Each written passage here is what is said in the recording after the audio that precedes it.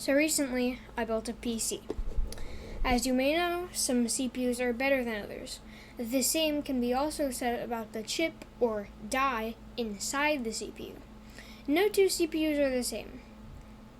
When you get a very good chip, that is called winning the silicon lottery. Now, this may seem like a bold thing to say, but I believe I won the silicon lottery. Let me explain. I've been using this computer for normal things, such as video editing, gaming, or media consumption. I then found out what undervolting and overclocking are.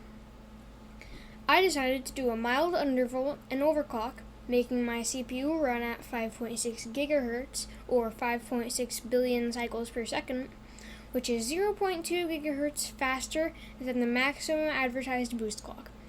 But before I did that, I undervolted my CPU so it would consume less power and produce less heat.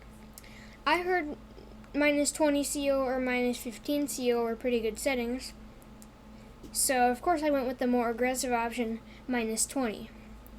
Combined, these two made my CPU run faster and cooler, and so far I've seen no instability or WHEA errors. Now let's break down the two words I just mentioned, undervolting and overclocking. Imagine undervolting as telling your CPU to use a little less voltage. And you know what? Overclocking is pretty autological. It is essentially boosting the clock speed of your CPU and is not always stable. Well, except on my chip. Now, the explanation of why this is absolutely insane. To understand why this is such a big deal, we first need to look at what the CPU is supposed to do out of the box. By default, my processor has a max boost clock of 5.4 gigahertz. That's the maximum rated boost clock from AMD. AMD validates that the processor operates within its specifications, and that's what the 5.4 gigahertz advertised max boost clock represents.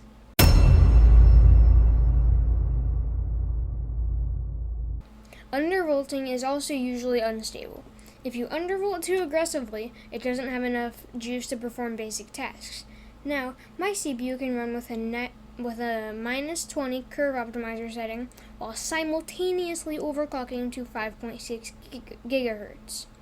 In fact, most people's chips require them to give more power to their CPU just to sustain an overclocked frequency. Now, let's summarize why my chip is so crazy. Speed. It sustains 5.6 gigahertz, which is 0.2 gigahertz faster than the advertised max boost clock. Temperature. It runs cooler, at least 5 degrees below stock. Power. It simply just consumes less energy. Stability. It has never given me a WHEA error or crashed. That is why I say I won the silicon lottery.